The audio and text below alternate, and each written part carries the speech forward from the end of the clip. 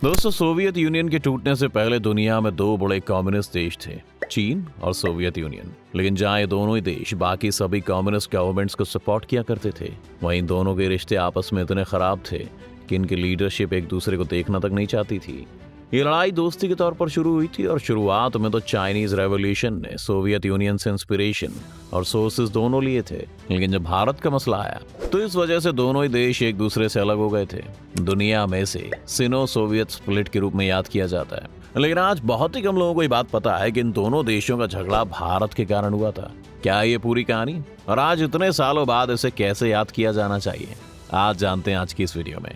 लेकिन वीडियो शुरू होने से पहले अगर आप इस चैनल पर नए हैं या आपने अभी तक इस चैनल को सब्सक्राइब नहीं किया है तो चैनल को सब्सक्राइब करना, बेल आइकन दबाना ना भूलें। अगर हम इस टकराव को ट्रेस करने जाएं तो हमें अक्टूबर 1959 का वक्त याद आता है, जब सोवियत यूनियन के लीडर निकिता खुश्रेव चीन आए हुए थे ताकि वो माओ के साथ मिलकर पीपल्स रिपब्लिक ऑफ चाइना या फिर कम्युनिस्ट चाइना के 10 साल सेलिब्रेट कर सकें।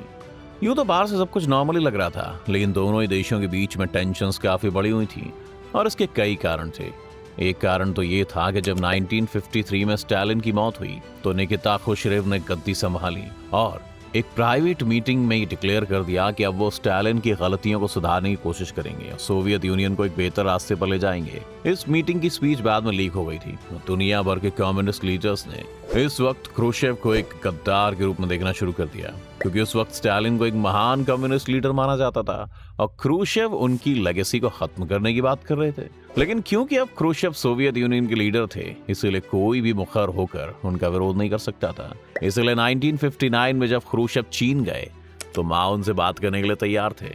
उनमें से एक मुद्दा भारत का भी था। 1959 में ही चीन ने तिब्बत पर कब्जा कर लिया था और दलाई लामा तिब्बत छोड़कर भारत आ गए थे। नेहरू ने तिब्बत पर चीन का कंट्रोल तो एक्सेप्ट किया, लेकिन साथ ही उन्होंने दलाई लामा को भी लौटाने से इनकार कर दिया, जिसने माओ को काफी नाराज कर दिया था। तिब्बत के साथ साथ अब मैकमहल लाइन का इश्यू भी खड़ा हो गया था, क्योंकि चीन अब तिब्बत के साथ साथ भारत के कुछ एरियाज पर अपना क्लेम कर रहा था। इन फैक्टर्स की वजह से उस वक्त चीन ने नेहरू के खिलाफ बहुत सा प्रोपेगेंडा फैलाना शुरू कर दिया और नेहरू को एक वेस्ट फ्रेंडली लीडर के तौर पर भी पेंट करना शुरू कर दिया। सोवियत यूनियन के लीडर मिखाइल सुस्लोव ने चीन से इस अटैक को बंद करने के लिए कहा। सोवियत्स के लिए नेहरू बहुत इंपॉर्टेंट थे, क्योंकि कोल्ड वॉर चल रही थी और भारत जैसे देश का न्यूट्रल रहना और सोवियत्स की तरफ ज्यादा झुके हुए दिखना उन्हें दुनिया में एक अच्छी पोजीशन पर रखता था। लेकिन चीन को इसकी फिक्र नहीं थी और इसलिए मार्च 1959 यानी क्रूशेव की विजिट से 7 महीने पहले चीन की सेना ने बॉर्डर पर भारतीय सैनिकों के साथ एक झड़प भी की थी। क्रूशेव ने इसे हल्के में नहीं लिया और चाइनीज लीडरशिप पर यह भी आरोप लगाया कि वो सोवियत्स और चाइना के बीच के रिश्ते को कॉम्प्लिकेटेड बना रहे हैं। चीन ने इन आरोपों का खंडन किया, लेकिन दिल्ली दिल में उन्हें यह पता था कि वो क्या कर रहे हैं। जब क्रूशेव चीन आए तो चाइनीज प्राइम मिनिस्टर जोउ एन लाई ने क्रूशेव से कहा कि यह झड़प पहले भारत के सैनिकों ने शुरू की थी और भारत का साथ देकर क्रूशेव उनकी अपीजमेंट कर रहे थे। एन लाई और क्रूशेव के बीच इसके बाद एक तीखी बहस शुरू हो गई, जिसमें दोनों ही ने एक दूसरे से बहुत कड़वी बातें की।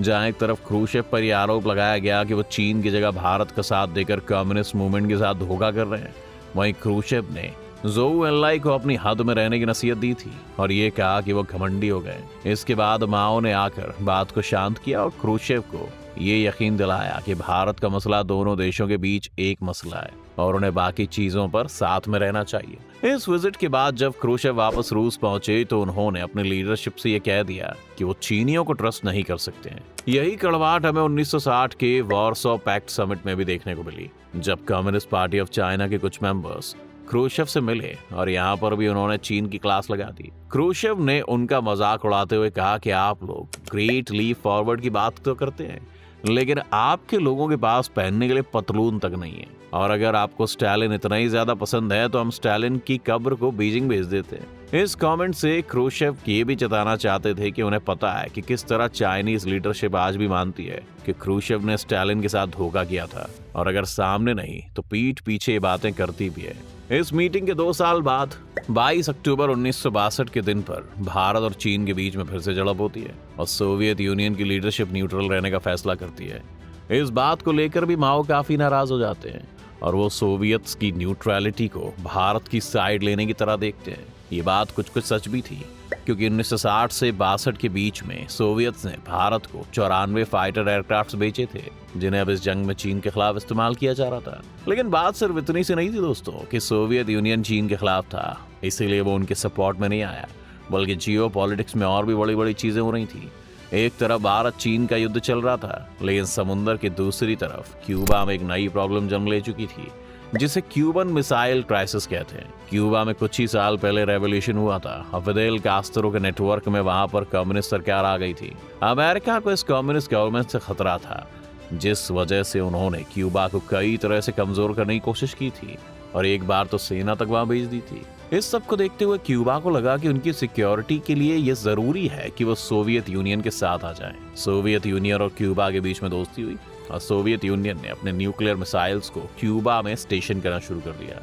अमेरिकन सीक्रेट सर्विस के सामने जब ये बात आई तो तुरंत छुट्टी पर गए प्रेसिडेंट जॉन एफ कैनेडी को वापस बुलाया गया और इसकी जानकारी दी गई। अमेरिका बिल्कुल घबरा गया था कि उनके बॉर्डर से इतने करीब सोवियत यूनियन ने अपने न्यूक्लियर मिसाइल स्टेशन कर दी हैं। कैनेडी ने भी दूसरी तरफ से ये वार्निंग दी कि अगर सोवियत यूनियन अपनी मिसाइल वहां से नहीं हटाता है तो न्यूक्लियर वॉर के लिए तैयार रहे। आज तक ये दुनिया न्यूक्लियर वॉर के इतना करीब कभी नहीं आई है जितना क्यूबन मिसाइल क्राइसिस के दौरान आई थी। दुनिया में हड़कंप मच गया था कि एक न्यूक्लियर वॉर शुरू होने वाली है और दोनों ही देश पीछे हटने के लिए तैयार नहीं थे। फिर कैनेडी और क्रूशेव के बीच में फोन पर बात हुई और सोवियत ने एग्री किया कि वो अपनी मिसाइल्स वहां से हटा लेंगे और ये खतरा टल गया। इस इंसिडेंट पर चीन का भी कमेंट आया। चीन ने अमेरिका के लिए कहा कि उन्हें पता था कि अमेरिका जैसा देश जिसने अपना सरमाया लोगों को एक्सप्लॉइट करने के लिए इकट्ठा किया हो, वो कैसे एक न्यूक्लियर वॉर छेड़कर अपना सब कुछ गंवा सकता है। दूसरी तरफ उन्होंने सोवियत यूनियन को भी आड़े हाथों में लिया और कहा कि सोवियत लीडरशिप का डर अब दुनिया से खत्म हो चुका है और वो कुछ भी करने की हिम्मत खो चुके हैं। इस स्टेटमेंट का मतलब साफ था कि अब चीन के लोग सोवियत यूनियन को कम्युनिस्ट के लीडर के तौर पर नहीं देखते थे। इस पॉइंट के बाद दोनों ही देशों के रिश्ते कभी भी सही नहीं हो सके। इसके कुछ साल बाद 1971 में जब रिचर्ड निक्सन अमेरिका के राष्ट्रपति थे, तब चीन और अमेरिका के बीच में पीस डील्स भी साइन हो गई। एक कम्युनिस्ट देश का अमेरिका के साथ हो जाना सोवियत यूनियन की नजर में बहुत बड़ा धोखा था और कोल्ड वॉर की वजह से इस इंसिडेंट को सोवियत के खिलाफ एक षड्यंत्र के रूप में भी देखा जाने लगा। लेकिन चीन की लीडरशिप ने इस मूव से दिखा दिया था कि वो सोवियत संघ को नहीं बल्कि खुद को कम्युनिस्ट लीडरशिप का हिस्सा मानते थे। इसके बाद एक तरफ चीन और अमेरिका ने बिजनेस के रिश्ते डेवलप करने शुरू किए और 1980 में चीन ने जल्दी से इकोनॉमिक ग्रोथ की गाड़ी पकड़ी और दूसरी तरफ सोवियत यूनियन और भारत के रिश्ते मजबूत होते रहे। ये इंसिडेंट आज के समय के लिए भी बहुत रेलेवेंट इसलिए है क्योंकि देखा जाए तो आज वैसी एक सिचुएशन है। अब चाहे रूस एक कम्युनिस्ट देश नहीं है, लेकिन वो एक एंटी अमेरिकन अप्रोच तो रखता ही है और चीन भी अमेरिका को एक दुश्मन के रूप में देखता है, जिस वजह से इन दोनों का साथ होना बहुत जरूरी है। लेकिन दूसरी तरफ चीन हमारे बॉर्डर्स पर भी लगातार घुसपैठ कर रहा है और अगर कभी जंग होती है तो रूस शायद इस वक्त भी न्यूट्रल रहे और चीन का साथ ना दे। शायद इस वक्त पूरी दुनिया इस सीनो सोवियत स्प्लिट से सीख कर ये जानने की कोशिश कर रही होगी कि उनका अगला स्टेप क्या होना चाहिए। आपको क्या लगता है, क्या सोवियत यूनियन ने उस वक्त न्यूट्रल रहकर सही फैसला किया था? अपनी राय हमें कमेंट सेक्शन में जरूर लिखें।